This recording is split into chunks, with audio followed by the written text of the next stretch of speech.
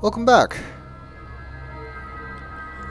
Well, on this side of the bed we find the second lamp, which we can also switch on. Which should, according to the diagram we found, turn on the code readout in the fireplace. So let's check that out.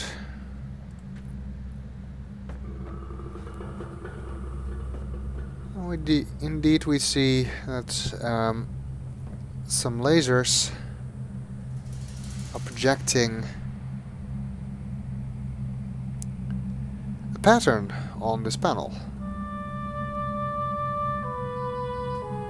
Something tells me that this fireplace is really useless as an actual fireplace, considering that it's closed off.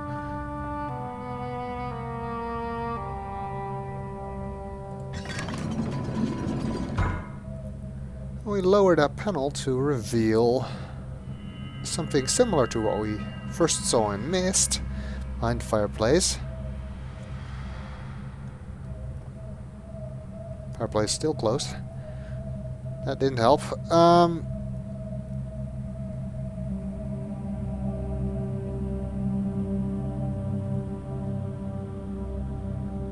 I like how they added some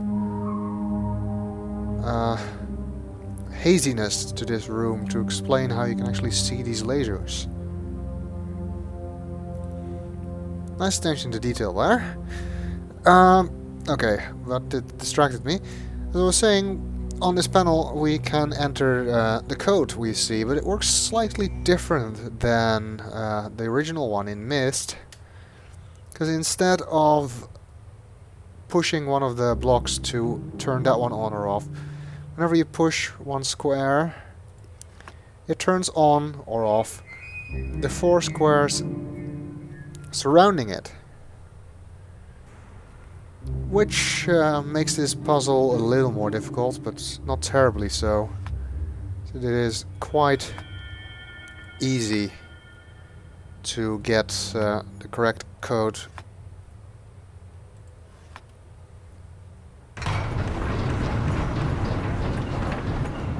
Would have been harder if there had been overlap, so you had to turn something on and off more than once. But that's not the case, so it's actually quite easy. And this takes us below the bedroom, where we find this linking chamber that was described in Catherine's journal, which presumably contains the books to the 2 prison ages. But we can immediately see something's wrong. This door quite likely used to be attached. You can see part of the rock wall has caved in as a result of the door getting dislodged. Anything else here? I don't think so. No. So let's check out the door. It's like a very heavy, very strong door, but yet it is clearly been moved aside.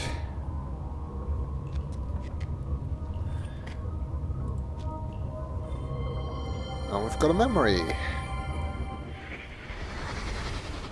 Patience, my love. We've almost finished the linking chamber. There's just the security seal to install. But we will see our sons again soon, I promise you. Okay, that's a memory about the installation of this security seal. Not about how it got removed. But it's a fair guess that the explosion we saw earlier was in fact intended to destroy this seal. Now it is my opinion that whoever did this never intended to collapse the bridge that we were standing on. Whoever did this probably didn't know we were there, didn't know we were walking on that bridge, and didn't specifically try to take us out. even though it was probably nice for them that it did. No, I believe that when whoever did this blowed up the security seal, that is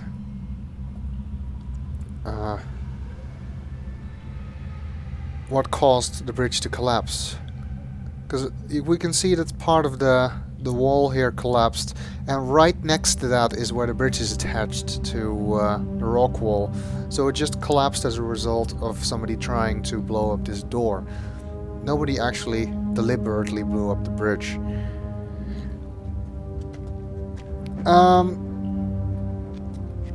The fact that this seal has been blown up does pretty much confirm that one of the two brothers is responsible for this. Cirrus or Ekanar, but the question is which one?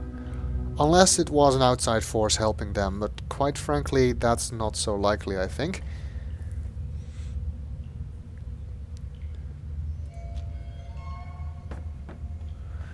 I mean, why would somebody be helping them after they've been imprisoned for 20 years? Unless it's secretly Yisha who's behind all this. Okay. She's faking her own kidnapping. I don't think so.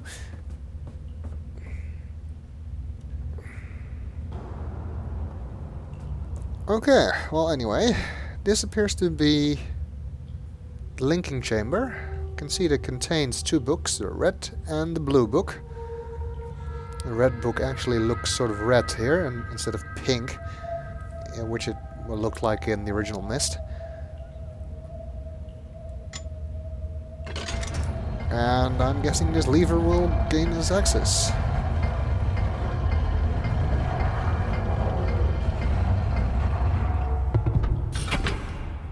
Which it does.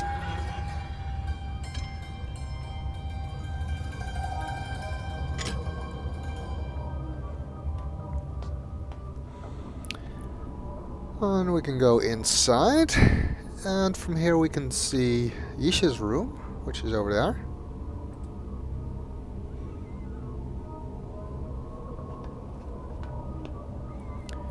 But right now we can't reach the linking books because they've been clamped shut, which means that we need to close this chamber again before we can use them. Which is a good idea from a security standpoint if you want to make sure that you never leave this chamber open by accident. You do so by making sure that you cannot use the linking books while the chamber is open.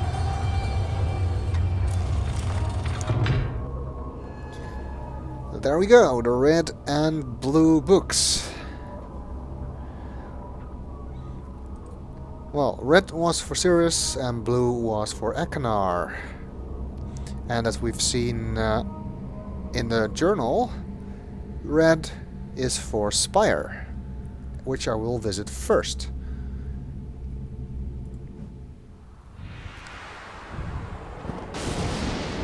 And we get a nice flyby in the age-old tradition of Myst, of course.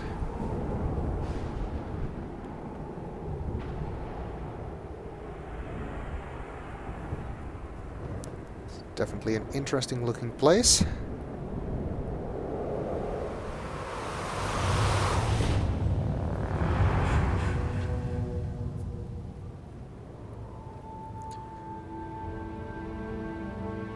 There we are. In Spire. Now what we hope to do here is figure out what Cirrus has been up to. And hopefully find some clues as to what he or Ekanar, or both for that matter, is planning to do to Yisha. It's unlikely that we'll find Yisha herself here, or Cirrus for that matter, because we saw that memory showing that they went through the locked door in Catherine's study. It's also fairly obvious that Cirrus has escaped, which is another reason why he's probably not here anymore, unless he came back. Because this cage is clearly not in one piece. Spire, I have to say, is a bit of a mixed bag for me. I like the concept of the age, I like the atmosphere of the age, but it is also filled with a lot of illogical things, especially the things that Sears has supposedly done here. A lot of them don't make any sense to me, which is unfortunate because it takes away from the realism of the game. I will of course be pointing out the things that I think don't make any sense, and you will be free to disagree with me on those points. And maybe you can even convince me that I'm mistaken, which would be very nice, because that would restore this game a little bit. But I truly do believe there's some things wrong here in Spire. But we'll continue in the next video.